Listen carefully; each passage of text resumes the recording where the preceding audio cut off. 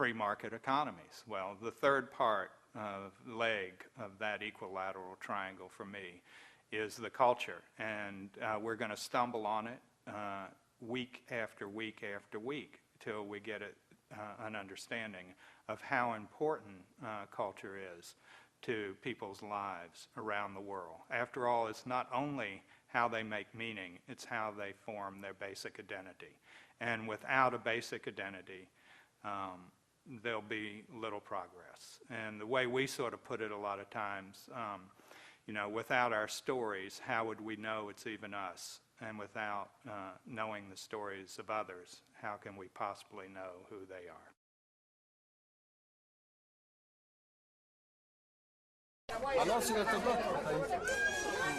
Disease. Guide arms, this is Eagle 6. War.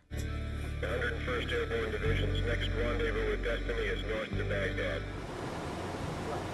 Poverty. The most intractable problems of humankind can also draw forth the most generous instincts of human nature, helping others. At issue, however, is whether the help that is offered, so often through the efforts of NGOs, is not only well-meaning, but well-run and well-informed. There needs to be a lot more investment in knowledge generation, because we're often operating in the dark and forming policies on the fly, and quick fix solutions are what are being pushed, and yet these are complex situations which we need to understand better, I think, if we're going to succeed in them. What's important, though, in these situations is that people come with an open mind, and you'll often see from all sides, from the military side and certainly from the NGO side, a refusal to even sit down at the same table. Often from the NGO side it will come from particular nationalities who are not very open to conversation with military personnel. But look, if people are willing, this is very valuable. Learning from others is a lesson that applies as much to these Afghan children in an NGO-built school as it does to their benefactors. Learning is not just a top-down effort.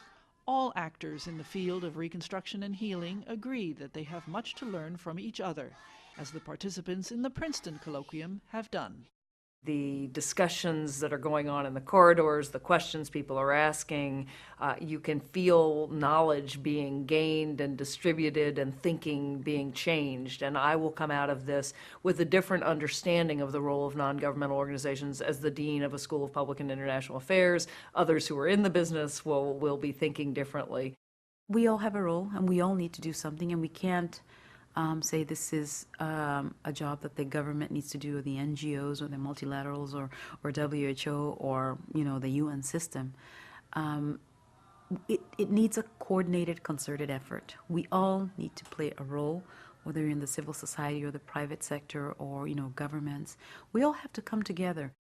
Precisely as governments are in some ways coming back to the table in a lot of critical areas. So in a lot of developing countries where non-governmental organizations have been saying there are crises here, pay attention, governments are increasingly paying attention. Maybe that's because of terrorism, maybe that's because of regional strategies, but governments are back in the picture, partly through the military, partly through official aid organizations, and that really then reopens the question of what the relationship is between non-governmental organizations and governments. And what we've heard a lot about are role definition. So you have traditional non-governmental organizations, aid givers, you have private contractors. Well, they're also non-governmental organizations, but they're for-profit, but they're not government. And then you have government. And what is the right distribution of roles of accountability, and how are they going to work together,